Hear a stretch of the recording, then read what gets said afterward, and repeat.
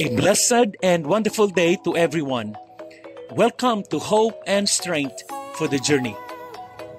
Our scripture verse for today is found in the book of Lamentations, chapter 3, verses 22 and 23 says, Dahil sa pag-ibig ng Panginoon, hindi tayo lubusang naubos.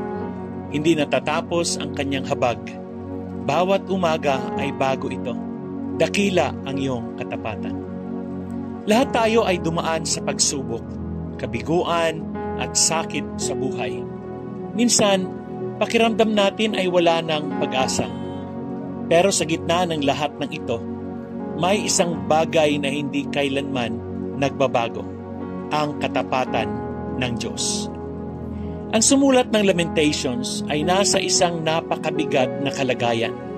Nasira ang Jerusalem, naghirap ang Israel at tila nawala ang kanilang kinabukasan.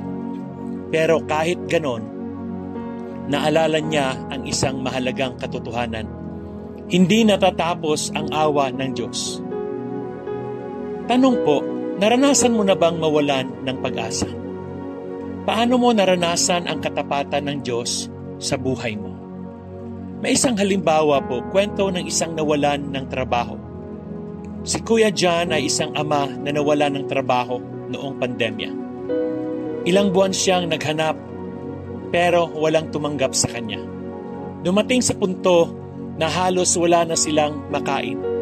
Pero araw-araw may nagbibigay ng pagkain. May tumutulong sa kanila. At sa hindi inaasahang pagkakataon, nakahanap siya ng mas magandang trabaho. Naalala niya ang Lamentations chapter 3 verses 22 to 23. Ang awa ng Diyos ay bago bawat umaga. Kahit parang walang pag-asa, hindi siya pinabayaan ng Panginoon. Amen. Hindi laging mabilis ang sagot ng Diyos, pero hindi siya kailanman nahuhuli. Bawat araw, may bagong biyaya siya para sa atin. Paano po natin i-apply ang mga katotohanan ito? Una, simulan ang araw sa pasasalamat. Ibig sabihin, bago magreklamo, pasalamatan mo muna ang Diyos sa buhay, pamilya, at kahit sa maliliit na biyaya. Ilista ang 3 bagay na ipinagpapasalamat mo araw-araw. Pangalawa, magtiwala kahit hindi mo pa nakikita ang sagot. Ibig sabihin po, kung may pinagdadaanan ka ngayon, tandaan mo na hindi pa tapos si Lord sa kwento mo. Manalangin at kumapit sa kanyang pangako. May bago siyang habag bukas. Pangatlo, maging daluyan ng katapatan ng Diyos. Ibig sabihin po, dahil tapat ang Diyos sa iyo, maging daluyan ka rin ng biyaya sa iba. Maglaan ng panahon o simpleng kabutihan sa kapwa, baka ikaw ang sagot sa panalangin ng iba. Amen. Ang mundo ay puno ng uncertainties, pero isang bagay ang sigurado, hindi nagbabago ang katapatan ng Diyos. Anong isang bagay na ipagpapasalamat mo ngayon? Tayo po ay manalangin. Panginoon, salamat po dahil hindi nauubos ang iyong awa at katapatan.